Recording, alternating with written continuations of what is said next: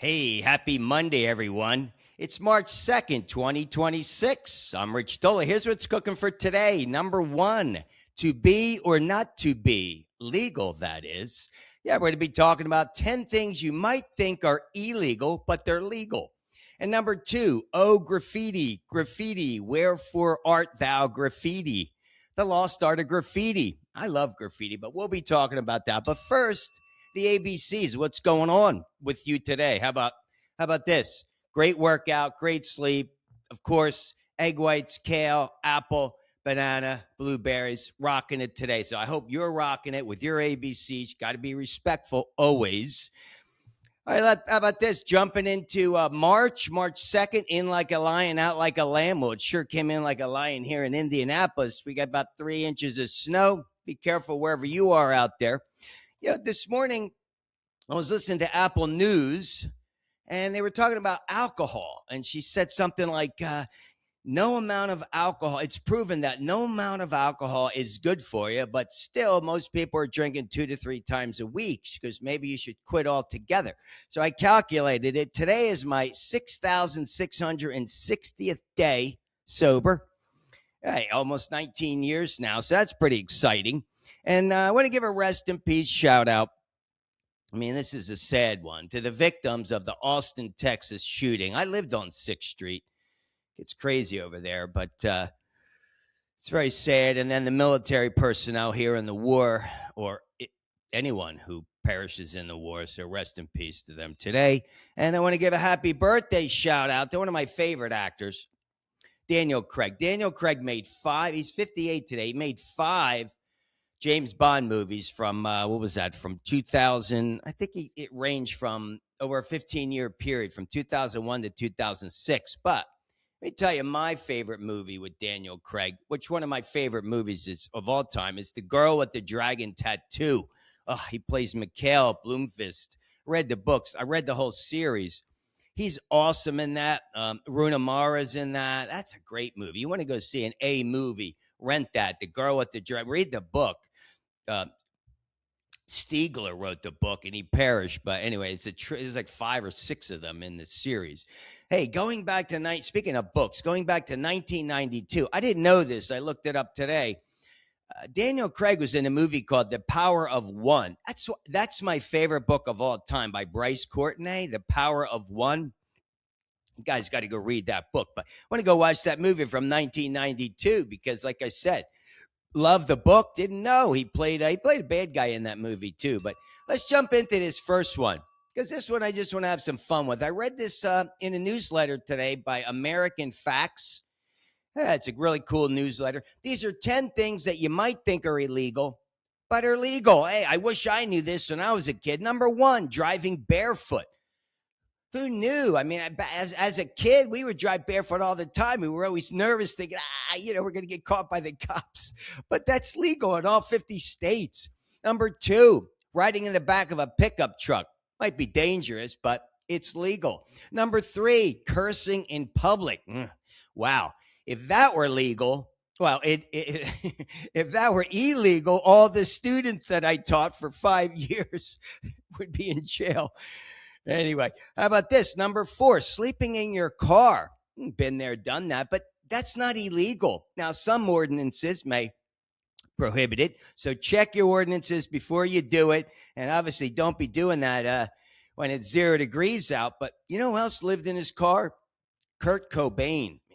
I love Kurt Cobain, but Kurt Cobain lived in his car in Seattle. You could do a little research there. Number 5, eating while driving. It's legal. I wouldn't do it, but it is. How about this? Owning a flamethrower is number 6. I mean, first of all, who needs a flamethrower? That should be illegal, but it's not.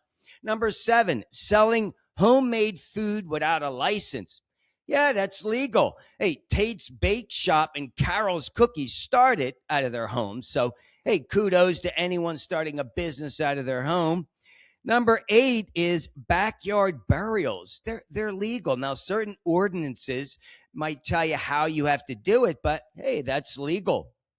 Number 9, using a fake name online. No kidding. I mean, of course, that's not illegal. And number 10, this is interesting. flying a U.S. flag at night that's not illuminated. Now, they recommend, it says the U.S. flag code recommends you illuminate it at night. And I think I said this once before, guys. I wanted to put a flagpole before my mother perished. Rest in peace to my mom. I wanted to put a flagpole next to our house. She wouldn't do it. So I moved to Indianapolis, and get this, I have 3 flagpoles that I see out my windows now. So, hey, I love the American flag, and I really do wish at night everybody illuminates it. But that's it for that. Hey, how about this?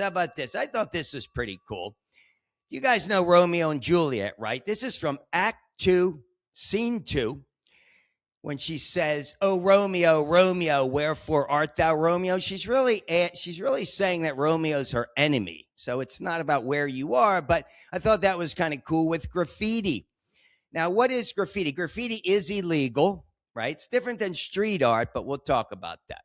So it's a letter-based art form, often scrawled illicitly, as we said, on public or private property. Traces back to ancient Rome. Hey, my heritage, where citizens, well, I'm from Sicily actually, but where citizens expressed ideas, they taunted rivals, and they made crude jokes on walls.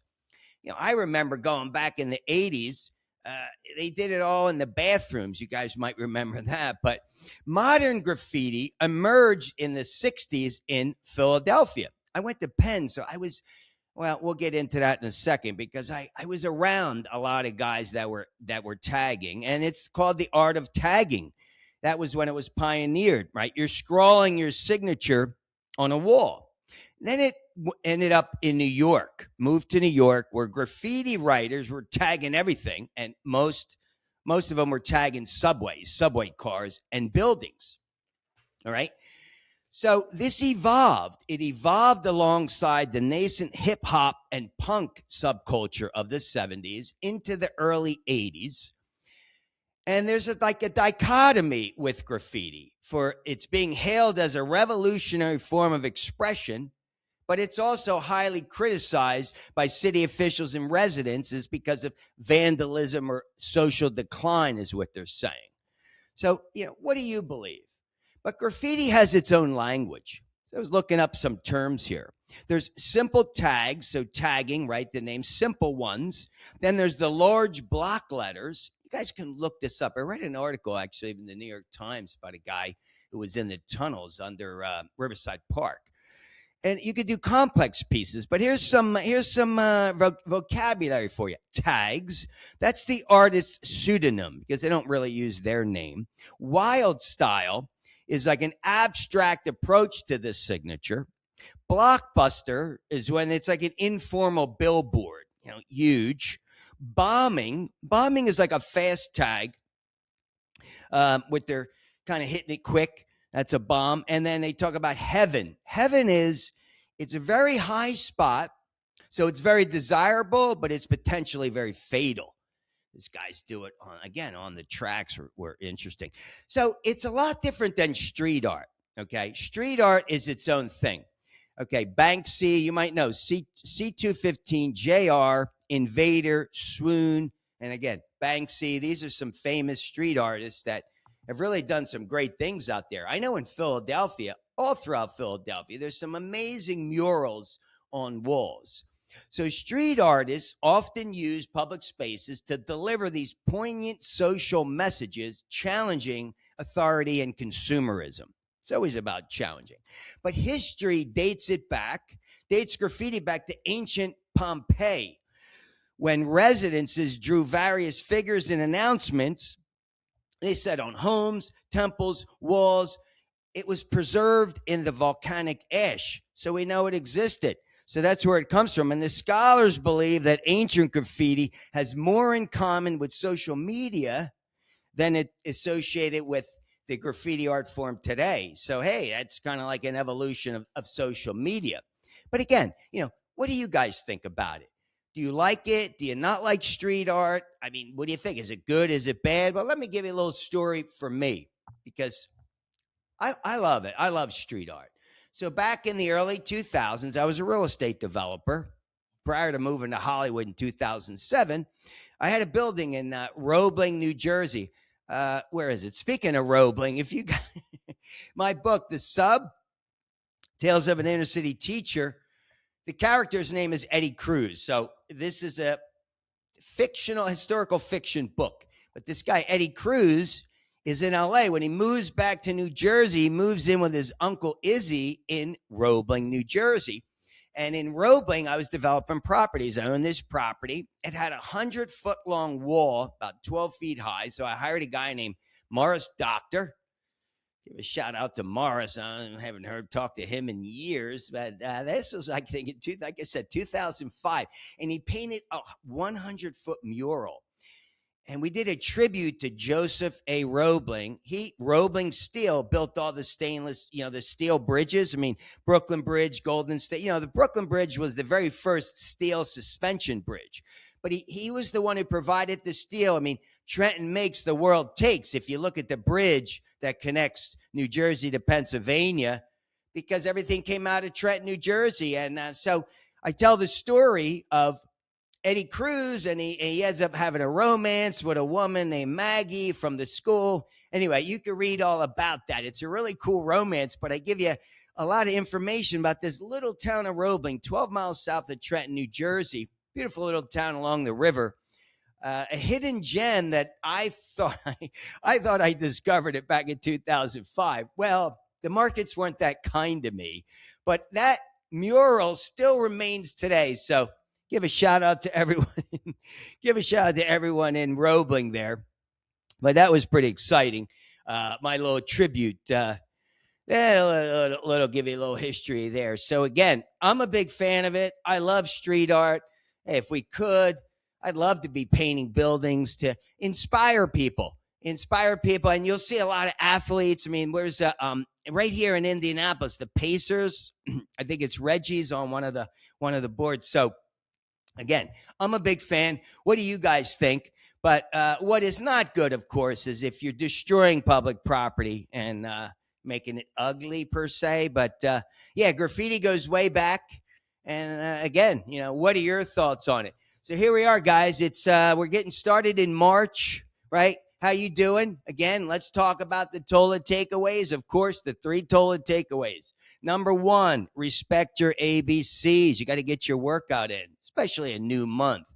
Number 2, we got to connect with someone and pick up the phone, go visit them. Don't just give it the text, really, really kind of go visit someone who could use a little,